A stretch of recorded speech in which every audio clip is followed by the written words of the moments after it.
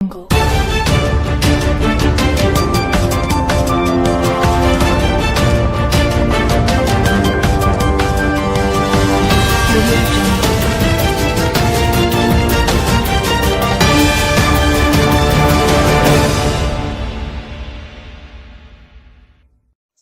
RD ನ್ಯೂಸ್ಗೆ ಸ್ವಾಗತ ಸುಸ್ವಾಗತ.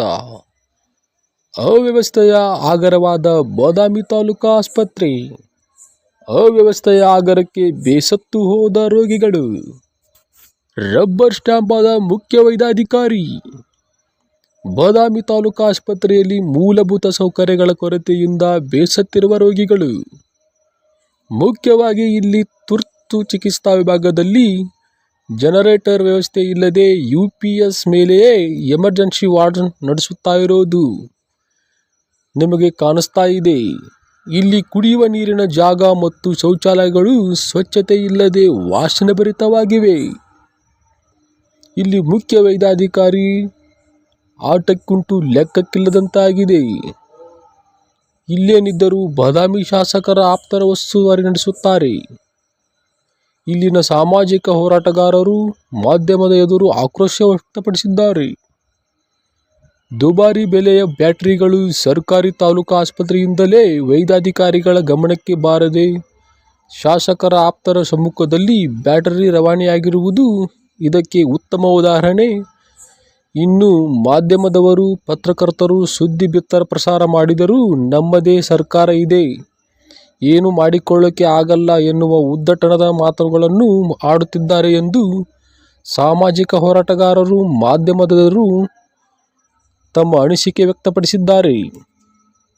ವರದಿ ರುದ್ರೇಶ್, ಆರ್ಡಿ ನ್ಯೂಸ್, ಬಾದಾಮಿ.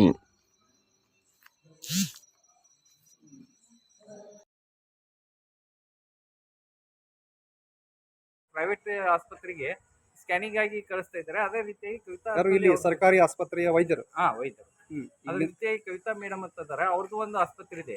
ಇಲ್ಲಿ ಹೆರಿಗೆಗೆ ಬಂದವನ ಸತ್ಯಕ್ಕೆ ಅಲ್ಲಿಗೆ ಕಳಿಸ್ತಾ ಇದೆ. ನಾರ್ಮಲ್ ಆಗ್ತಾ ಇದ್ದನು ಅದನ್ನ ಇದಕ್ಕೆ ತಂದು ಅಲ್ಲಿ ಸಿಜರಿನ್ ಅಂತ ಅಲ್ಲಿಗೆ ಕಳಿಸ್ತಾ ಇದ್ದಾರೆ.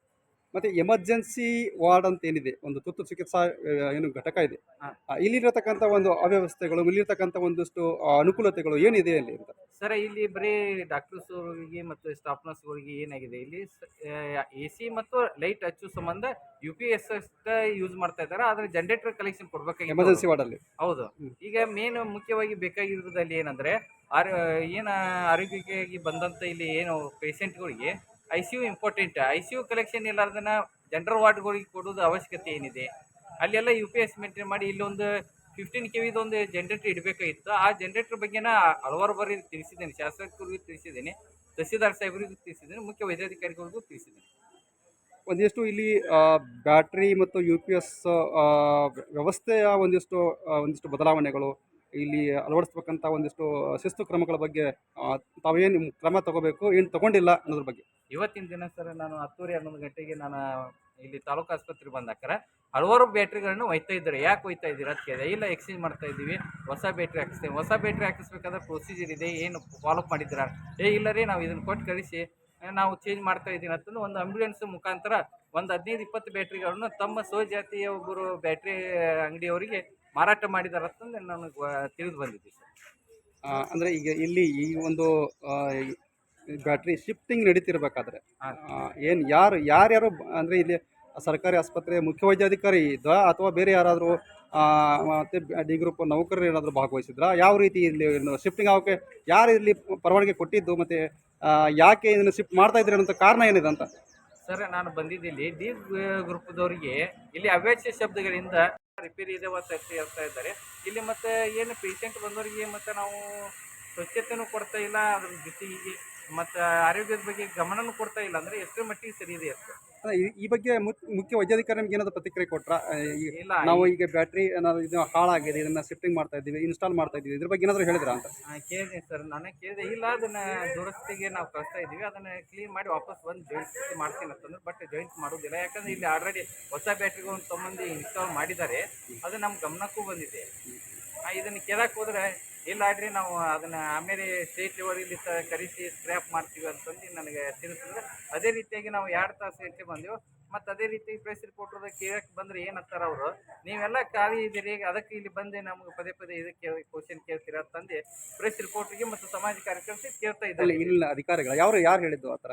ಇಲ್ಲಿ ಹಿರೇಮಠ ಅನ್ನೋರು ಇಲ್ಲಿ ಪ್ರೆಸ್ ರಿಪೋರ್ಟರ್ಗೆ ಸಮಾಜ ಕಾರ್ಯಕರ್ತ ನನಗೂ ಕೇಳಿದ್ರು. ಅದೇ ರೀತಿಯಾಗಿ ನೀವು ಏನು ಬಂದಿದ್ದ ಪ್ರೆಸ್ ರಿಪೋರ್ಟರ್ ಅವ್ರಿಗೂ ಸತ್ಯಕ್ಕೆ ಇಲ್ಲಿ ನೀವು ಖಾಲಿ ಇರ್ತೀರಿ, ನಿಮ್ಗೇನು ಕೆಲಸ ಬಗ್ಸಿ ಇಲ್ಲ ಅಂತ ಒಬ್ಬರು ಸಮಾಜ ಕಾರ್ಯಕರ್ತರು ಹಾಗೂ ಏನು ಪ್ರೆಸ್ ರಿಪೋರ್ಟರ್ ಅದರ 24x7 ಇರೋದಂದ್ರೆ ಕೇವಲ ಸಮಾಜ ಕಾರ್ಯಕರ್ತರು ಹಾಗೂ ಪೊಲೀಸರು, ಅದರ ಜೊತೆಗೆ ಸರ್ಕಾರಿ ಆಸ್ಪತ್ರೆಯವರು ಇರ್ತಾರೆ, ಬಟ್ ಶಿಫ್ಟ್ ವೈಸ್ ಇರುತ್ತೆ ಅದು.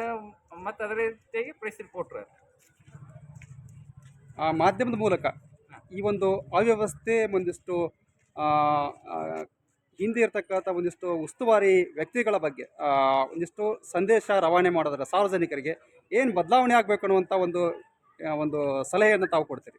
ಸರ್, ಬಾದಾಮಿ ಶಾಸಕರಿಗೆ ಮನವಿ ಮಾಡಿಕೊಳ್ಳೋದು ಏನಂದ್ರೆ, ತಮಗೆ ಓಟ್ ಹಾಕಿದ್ದ ಕೇವಲ ಕುರುಬ ಜಾತಿಯವರು ಒಬ್ಬರೇ ಅಲ್ಲ, ಎಲ್ಲ ಸಮಾಜದವರು ಹಾಕಿದ್ದಾರೆ.